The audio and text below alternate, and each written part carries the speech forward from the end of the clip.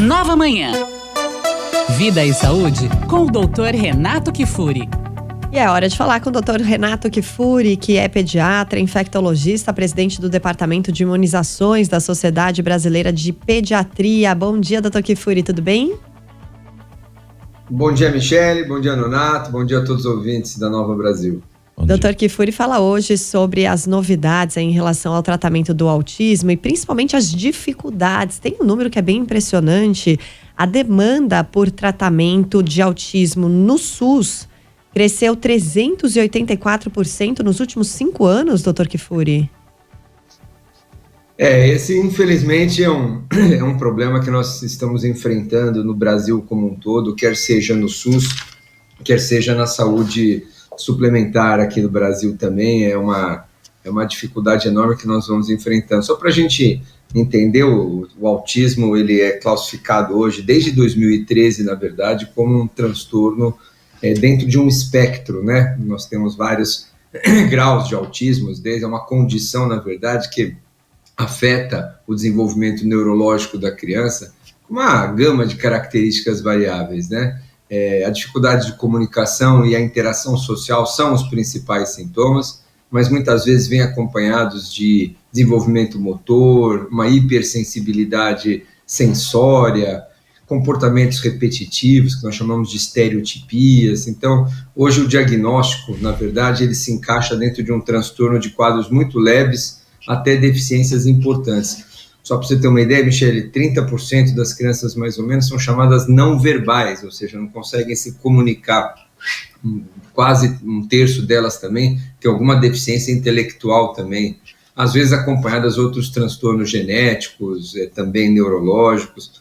Ou seja, nós precisamos de uma assistência multidisciplinar, né? A gente já prometeu voltar nesse assunto aqui quando falamos de autismo no Brasil, mas só para você ter uma ideia, a gente estima que são 2 milhões de crianças que estão aqui no Brasil, 1% da população brasileira, dentro desse transtorno de espectro, geralmente em criança, mas a gente encontra adultos também. Nos Estados Unidos, eles é um diagnóstico crescente. Hoje eles estimam, né, nos Estados Unidos, 1 para cada 36 crianças em 2023 com diagnóstico de TEA, de transtorno do espectro de autista. Era, em 2024, 1 para cada 150, eles já estão com 1 para 136, segundo dados do Centro de Controle de Doenças dos Estados Unidos. Esse aumento está relacionado a condições alimentares, ambientais, está relacionado a um diagnóstico mais sensível, mas o que nós não temos, eu queria chamar a atenção aqui, uma rede preparada para atender essas crianças e essas famílias. Quanto mais simples são essas famílias, quanto menor a condição financeira, pior ainda, porque geralmente os centros de tratamento ficam distantes, né?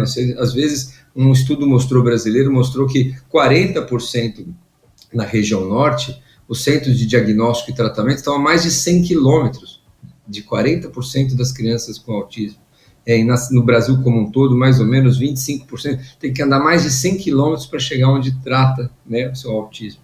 Então, aqui no Brasil, a gente tem os centros chamados de reabilitação e centro especializado de reabilitação, onde a gente tem essas equipes, mas são poucos, viu, Michele, que funcionam de maneira adequada, que atendem com psicólogo, com fonoaudiólogo, com terapia ocupacional, com métodos que a gente conhece que funcionam para estímulo dessas crianças, para que a gente consiga, da maneira mais rápida possível, e aqui vai uma outra informação importante, a precocidade com que a gente faz o diagnóstico, a precocidade com que essas intervenções são feitas nessas crianças, determinam o prognóstico de autonomia futura desse indivíduo. Então, é um problema sério, os planos de saúde não conseguem cobrir, não tem profissionais especializados, quando tem, são mínimos, não dá conta da demanda hoje crescente. As sessões que eram para ser de 1 hora passam a ser de 20 minutos, de 30 minutos para dar conta de atender todos.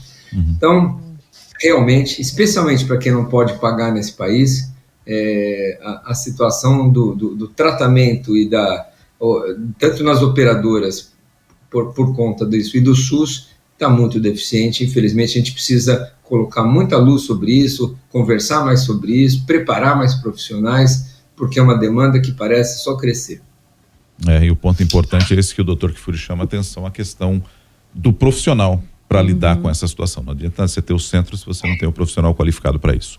E a precocidade. A gente sabe que demora às vezes para identificar que é autismo, aí passa muitas vezes pela negação dos pais em aceitar que aquele filho tem, né, autismo, tem algum espectro aí do autismo. E aí você ainda depois demora para conseguir atendimento, e nisso passaram-se anos preciosos ali que alguma terapia poderia contribuir muito para a evolução daquele paciente. É isso, Dr. Kfouri, obrigada por hoje e até semana que vem.